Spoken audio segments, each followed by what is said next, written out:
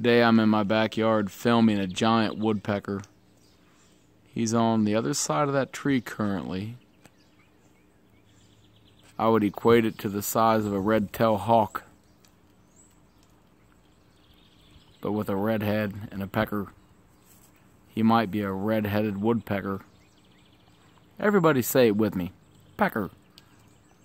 I bet you can't say it without smiling. Pecker! Woodpecker.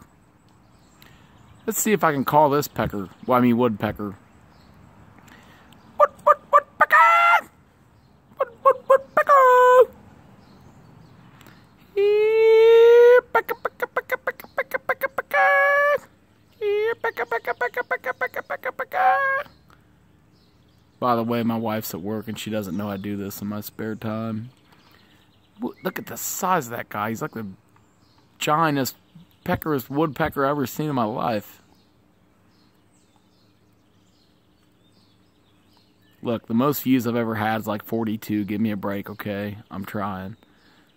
Woodpecker, pecker, woodpecker, pecker, pecker, pecker, pecker, pecker, pecker. I'll try again later. Woodpecker 101.